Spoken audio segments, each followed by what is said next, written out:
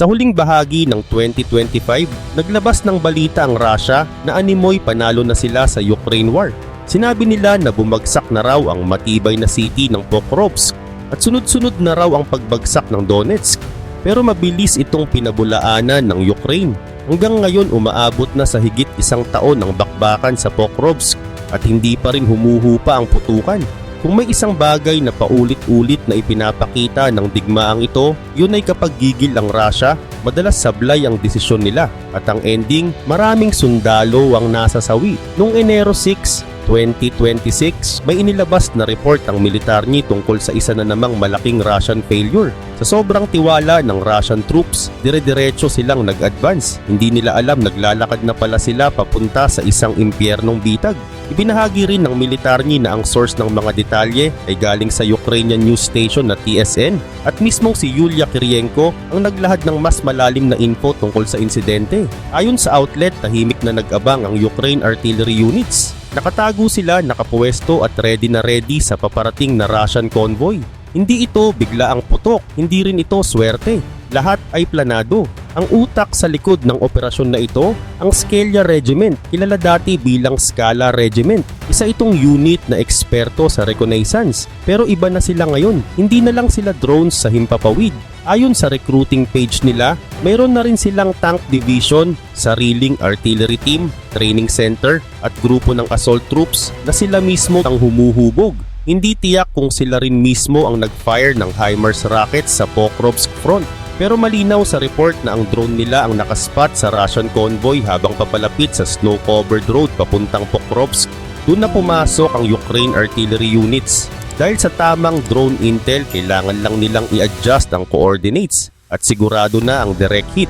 Para patunayan na hindi propaganda ang operation, nirecord din ng Ukraine ang mismong strike. Sa video na in-upload ng militarny sa YouTube, 44 seconds ang haba ng footage. Makikita ron ng convoy na dahan-dahang umaandar sa kalsadang may manipis na snow. May usapan sa background. May kaba at sa 12-second mark biglang nag-iba ang angle ng camera, senyales na may paparating na missile. Makalipas ang ilang segundo, tumama ang HIMARS rocket sa target. Sunod-sunod ang palit ng clips, iba't ibang anggulo ng impact. Umaakyat ang makapal na usok sa langit at kitang-kita ang mga nagliliyab na Russian vehicles at war equipment na hindi na umabot sa battlefield. Ang operasyon na ito ay isang malakas na mensahe. Sa modernong digmaan, hindi palaging nasa dami ng sundalo ang panalo. Minsan nasa drone intel, tamang timing at planadong bitag. Kinailangan lang ng Ukraine ang one rocket, hindi marami, hindi sunod-sunod. Isang rocket lang basta sobrang tumpak kang tama, tapos agad ang misyon.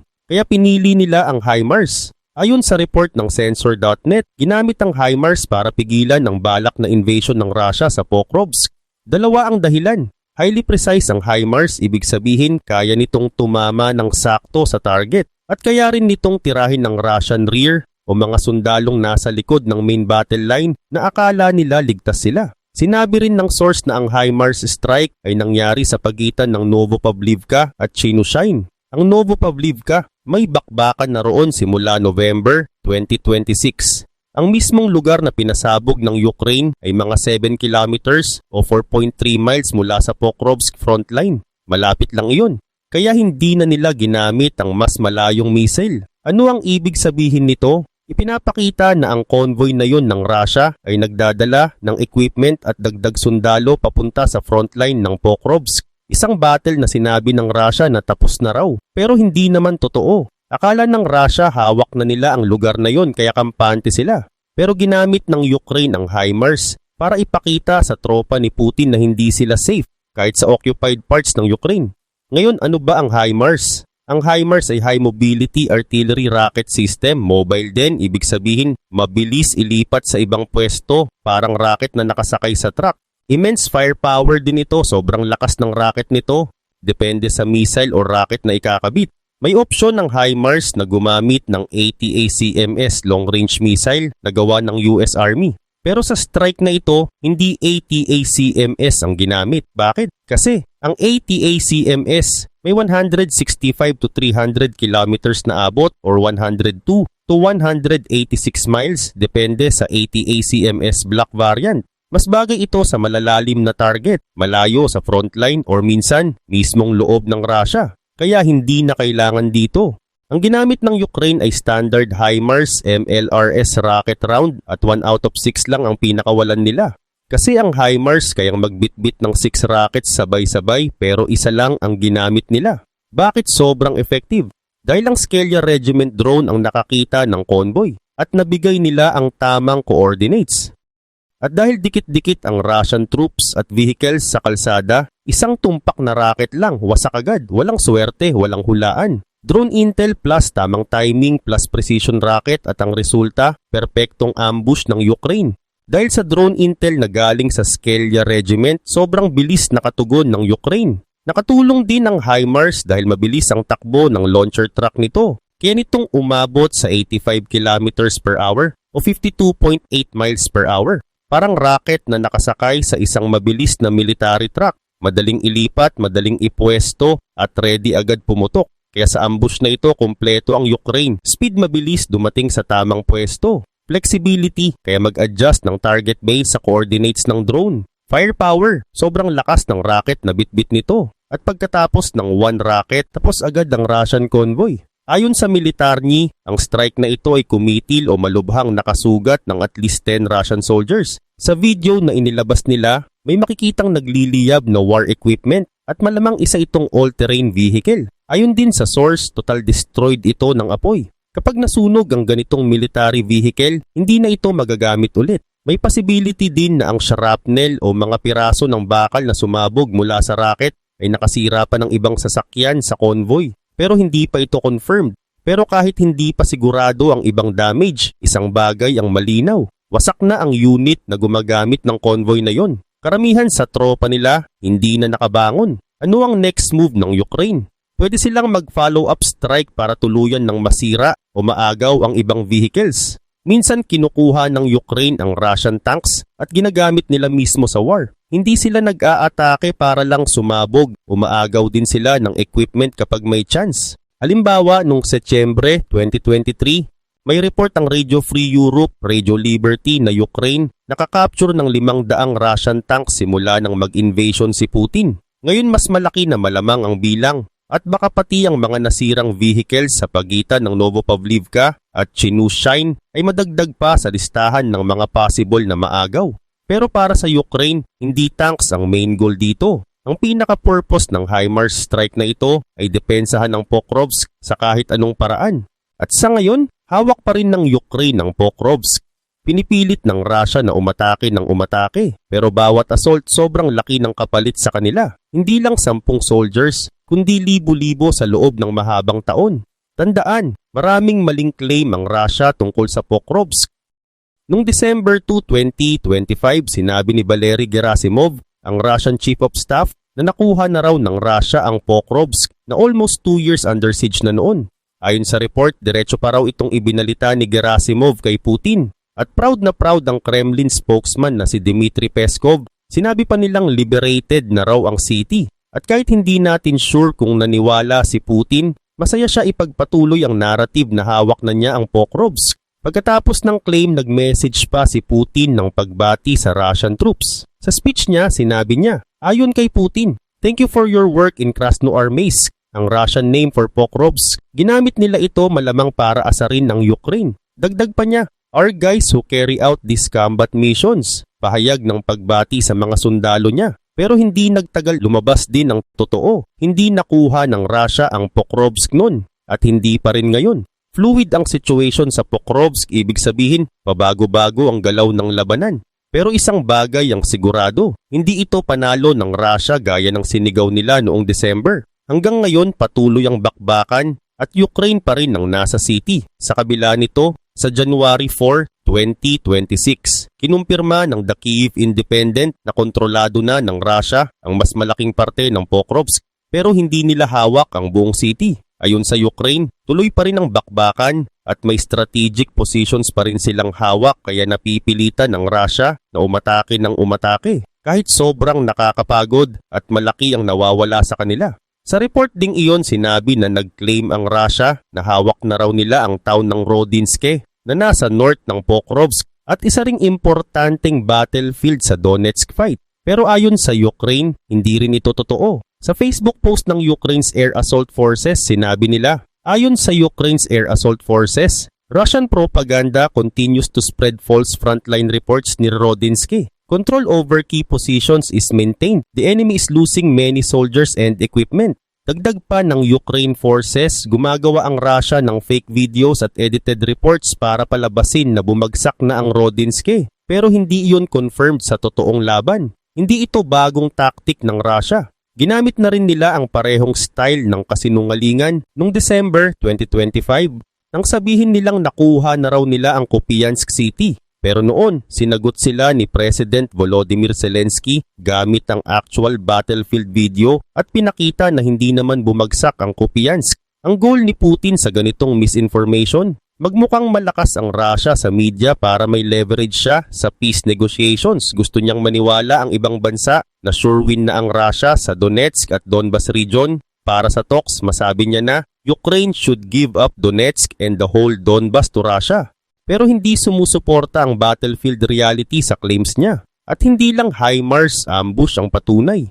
Ayon sa January 4, 2026, report ng Militarny, Ukraine MiG-29 MU-1 jet ang pinasabog ang isang importanteng bridge malapit sa Pokrovsk gamit ang 2 AASM Hammer bombs. Ang bridge na yon ay may nadaanan ng Russia para maghatid ng sundalo at equipment. Taguan ng assault units bago umatake sa frontline. Resulta, total destroyed ang bridge at bumagal ang galaw ng Russia papunta sa frontline ng Pokrovsk. At sa January 5, 2026, ayon pa rin sa Militarny, 2 sundalo mula sa Skelya Regiment ang nagtaboy ng 6 na Russian troops mismo sa loob ng Pokrovsk. Sila rin ang regiment na nag-operate ng drone na tumulong sa HIMARS ambush intel. Pinakita nila na ang Skelya Regiment hindi lang mata sa himpapawid, matapang at mahusay din sa lupa. Ibig sabihin hindi rumaragasa ang Russia gaya ng sinasabi nila sa media. Ang totoo, Ukraine pa rin ang lumalaban, umaatake sa tamang oras at pinoprotektahan ng city. Kahit majority kontrolado ng Russia ang Pokrovsk, hindi pa rin nila hawak lahat at Ukraine ang may strategic defense na nagpapahirap sa Russia advance. So malinaw ang picture. Russia wins sa salita, Ukraine wins sa totoong laban. At hanggang ngayon hindi pa tapos ang Pokrovsk battle. Sa depensang ito, nagawa ng Russia na mabilis mag-advance ng around 200 meters o 656 feet papunta sa pwesto ng Skelya defenders. Sa distansyang iyon, parang akala nila madali na silang makakalusot pero hindi nila alam na kaabang na ang Ukraine. Habang umaandar ang Russian troops, 3 sundalo nila ang tinamaan at bumagsak agad sa unang bahagi pa lang ng gunfight. Halos instant ang pangyayari. Parang hindi pa sila nakakapwesto na wala na agad ang 3. Pagkatapos, 2 pang Russian troops ang sumubok lumapit. May kasama na silang support mula sa FPV drone. Isang maliit na drone na may camera na first-person view o parang nakikita ng piloto sa screen ang view ng drone habang lumilipad. Mas delikado sana ang approach na ito. Pero may FPV drone din ang Ukraine at isa sa 2 Russian attackers ang tinamaan at na-eliminate din agad ng Ukraine drone. Ang isang naiwan na Russian soldier nasugatan sa putukan at nang tuluyan na siyang na-corner, kinapos siya ng Ukraine ground troops. Parang 1 by 1 silang nabawasan hanggang wala nang nakaabante. At hindi pa yon ang huli. Mas maraming Ukraine FPV drones ang umikot sa area at naging 6 na casualties ang total ng Russian troops matapos madiskubre ng Ukraine drones na may isa pang buhay na Russian soldier na nagtatago. Hindi na siya nakatakas. Kinabukasan, January 7, 2026, naglabas ng report ang RBC Ukraine na napahinto na naman ng Ukraine ang panibagong Russia assault sa Pokrovsk direction. Sa pagkakataong ito, ang nag-lead ng defense ay ang 46 Separate Air Mobile Podilya Brigade, bahagi ng Ukraine Air Assault Forces. Sa coordinated defense nila, Russia nawalan ng 65 soldiers at sa 65 na yon, 59 ang confirmed killed at 6 ang badly wounded or unaccounted. Bukod pa rito, nawasak din ang ilang tanks at armored vehicles na kasama sa assault. Sa statement na inilabas ng brigade, sinabi nila, ayon kay Podilya Brigade, the Podilya paratroopers gave the enemy a warm welcome. Because of the teamwork of our engineers, artillery, and drone teams, the enemy assault was stopped. Ibig sabihin, hindi lang isang grupo ang gumalaw. Engineers gumawa ng depensa, artillery ready sa firepower, at drones nagbibigay ng mata sa taas. Lahat sabay-sabay kaya napahinto ang Russia assault kahit malakas ang dala nilang kagamitan. Itong tatlong sunod-sunod na Russian failures kasama ang Ukraine HIMARS strike ay nagpapakita ng totoo. Hindi hawak ng Russia ang buong Pokrovsk. Hindi pa tapos ang laban. Sa totoo lang, Ukraine ang nananalo sa depensa at ambushes at Russia ang nauubusan ng sundalo sa bawat sablay na assault. Hindi ibig sabihin na hindi na delikado ang situation sa Pokrovsk. Sa January 5, 2026, naglabas din ng report ng The New Voice of Ukraine. Dito sinabi nila na mas pinapalakas pa ni Putin ang pressure sa city at sa paligid nito. Sa report, sinabi ng Ukraine Armed Forces na nag-quote mula sa 7th Rapid Response Corps ng Air Assault Forces. At ayon sa kanila, in the past 2 days, the enemy launched many night assaults in Rishin settlement. They used soldiers and light vehicles. They attack mostly at night to reduce their losses. So ano ang ibig sabihin nito? Gumagalaw ang Russia sa small groups, madalas 6 to 8 soldiers per wave. Night attacks ang ginagawa nila para hindi halata at mabawasan ang tinatamaan sa kanila. Light equipment lang ang dala nila minsan pero madalas nauunahan pa rin sila ng Ukraine drones at artillery. Nakikita rin natin ito sa naunang gunfight kung saan 6 na Russian troops sinubok i-overrun ang Skelya Duo pero na-corner at na-eliminate pa rin sila. Hanggang ngayon pinipilit ng Russia palibutan ang Pokrovsk. Umaasa sila na ma-encircle at mapadali ang pag-capture ng city pero walang malaki nagbago sa pabor nila kahit sinabi nilang hawak na nila ito. So, kung hindi naman sila nanalo sa battlefield, bakit sila sumisigaw na captured na nila ang Pokrovsk? Simple lang ang sagot, leverage sa negotiation table ang gusto nila, hindi ang battlefield truth. Gusto ni Putin na magmukhang malakas ang Russia sa media para pagdating ng peace talks, masabi niyang dapat ibigay ng Ukraine ang Donetsk at ang buong Donbas region sa Russia. Pero sa real fight, Ukraine ang may smart tactics, precise weapons at solid drone intel. Kaya paulit-ulit nabibigo ang Russia sa Pokrovsk front, ganun pa man. Ayon kay Mark Bennett ng The Times sa January 1, 2026, para kay Putin kailangan 2026 maging year niya. At para mangyari iyon, hindi siya pwedeng magmukhang mahina. Sinulat ni Bennett na may mabibigat na milestones na kinakaharap si Putin at isa na rito ang petsang January 12, 2026. Ito ang 1,418 na araw na sinusubukan ng Russia pabagsakin ng Ukraine. Bakit importante ang 1,418 days?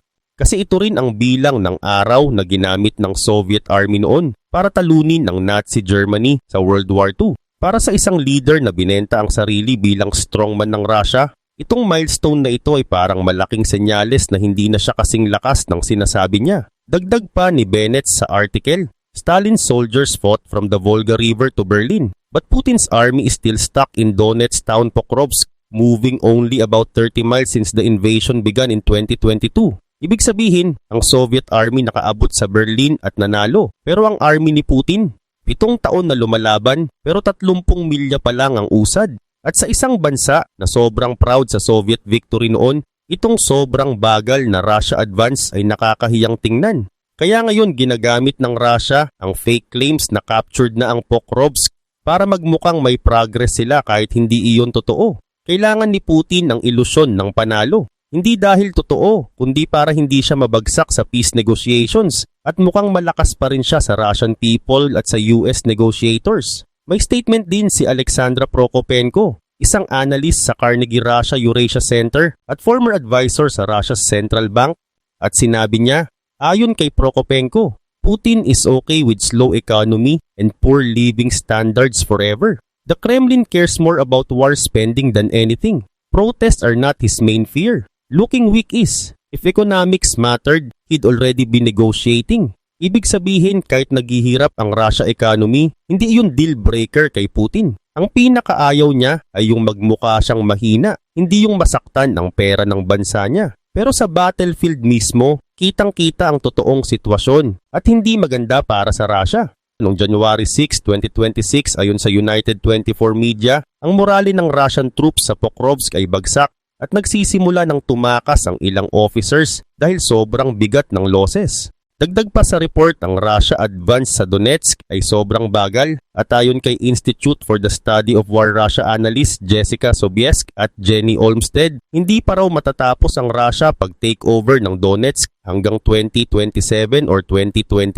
At sinabi ng outlet, hindi ito ang klaseng balita na maririnig natin kung totoong malakas ang Russia. So ano ang strategy ng Ukraine ngayon? Tuloy lang sila sa pag-ambush gamit ng drone intel, pag-fire ng precision weapons tulad ng HIMARS, pag-destroy ng supply routes tulad ng bridges at pag-wipe out ng assault waves ng Russia kahit paunti-unti. Ayon sa source, hindi panalo ang Ukraine dahil malaki ang armas nila. Panalo sila dahil smart ang galaw, mabilis ang response at precise ang tama. At ang misyon ng Ukraine sa media side ng war, patunayan na sa mundo na si Putin ay sinungaling at hindi kasing lakas ng sinisigaw ng Russia. Ganun pa man, habang tumitindi ang bakbakan sa Pokrovsk, lumilinaw na hindi lang ito simpleng pag-takeover ng isang lugar, kundi labanan ng tatag at stamina ng dalawang militar. Pinapakita ng Ukraine na mas matibay ang defenders nila kumpara sa inaasahan ng Russia. Ang Russian army madalas umaatake sa malalaking grupo, sabay-sabay diretso ang pasok sa iisang direksyon. Dahil predictable ang galaw, mas madali itong i-anticipate ng Ukraine recon teams. Kapag nakita ng drone ang approach line, mabilis na nagsiset ng ambush ang Ukraine sa firing corridor na siguradong may hit zone. Samantala, ang Ukraine defenders gumagamit ng rapid strike timing window. Hindi sila nagpapakawala hanggat perfect ang timing at saktong-sakto ang coordinates. Kaya sa mga HIMARS traps, hindi na kailangan ng maraming rockets, pinakamatipid pero pinakatumpak na ammo ang ginagamit. Sa ganitong setup, ang bilis ng HIMARS launcher truck ang isa sa nagiging critical advantage. Dahil umaabot sa 85 kilometro bawat oras ang takbo nito, hindi nauubusan ng oras ang Ukraine sa paghabol sa target at mas mabilis silang nakakapwesto kumpara sa Russia launchers na mabagal ilipat. Isa pa, ang Ukraine recon units hindi umaasa sa iisang intel source lang. Kapag na-spot ang convoy, ina-activate agad ang pinakamalapit na strike-capable team na may available ammo, hindi dumadaan sa mahabang approval chain, kaya real-time ang tugon nila. Sa Russia side, ang claims sa media na hawak na ang Pokrovsk ay nagsisilbing psychological cover. Kapag paniwala ang Russian public na panalo sila, mas madaling i-justify ang continuous war funding sa loob ng bansa. Pero hindi ito tugma sa battlefield pacing. Kahit malaki ang territory control ng Russia sa mapa, hindi pantay ang control nila sa real engagement outcomes. Occupied zones hindi safe haven. Ito ang constant na pinapakita ng Ukraine sa bawat precision strike. Sa ganitong phase ng war, Ukraine's priority is attrition defense. Ang attrition defense, pagpigil sa kalaban habang unti-unting inuubos ang assault units nila kada wave. Hindi ito basta depensa lang. Depensa na may layuning pahabain ang cost ng bawat Russia assault hanggang hindi na sustainable ang manpower nila.